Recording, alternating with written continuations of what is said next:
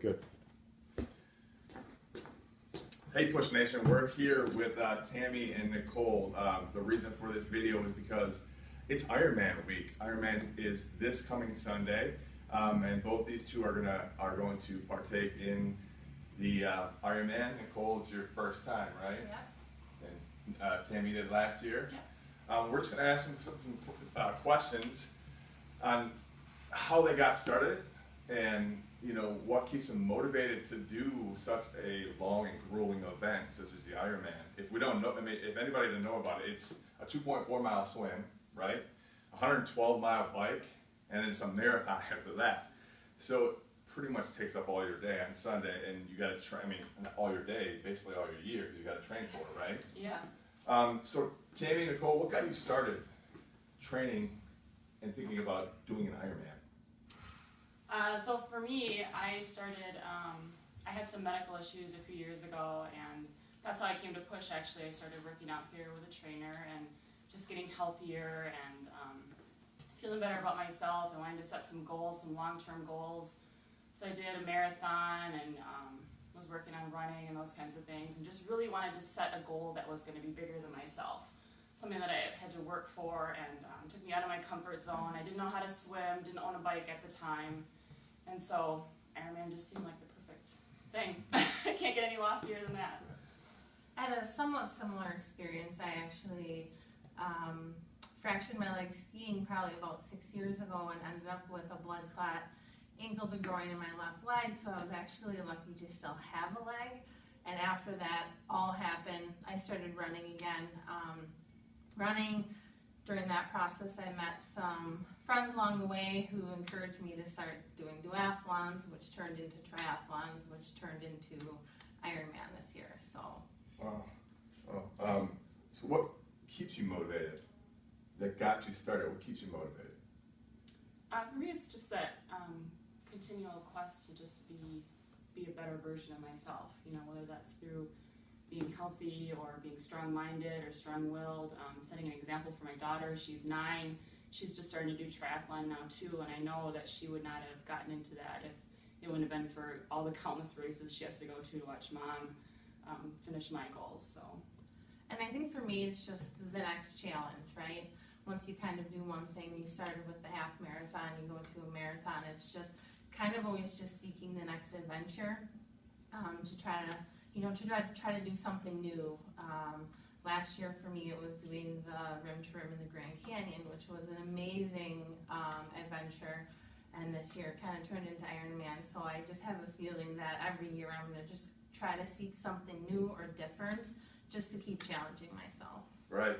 So what has been the biggest challenge training for this Ironman? Learning how to swim. For sure. Yeah, the swim. I never learned how to swim as a kid. I never took swimming lessons, or I was never in a lake ever in my life. And so just from doing this process, it's overcoming those fears too, like jumping in the water, getting in the lake, not knowing what's underneath the water, those kinds of things. Overcoming those fears, that's been the biggest challenge for me. Yeah, swimming, obviously the most difficult thing for me as well. Tammy and I started swimming last year together just to try to motivate one another and just keep ourselves going. And it's always easier when you have somebody to do it with too. Right. It can really help. So we were at Swimtastic Swim School taking swimming lessons like with little bitty kids. So I mean that's why it's a whole process. Yeah. And then last week we were at the quarry, swimming a mile out there. So I mean it's just gradual baby steps, and it can be like a really scary thing, but you just have to kind of keep taking it step by step until you hit your goal.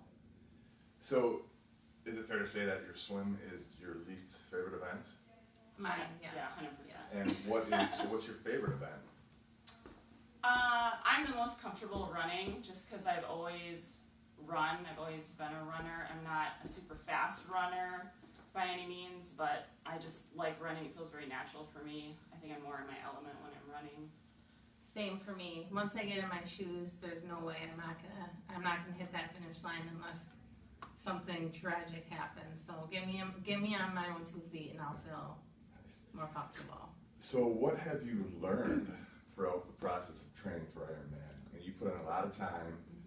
You got to balance the biking, the running, the swimming, plus everyday life, training, working, like, what have you learned about yourself, and how do you do that, you know?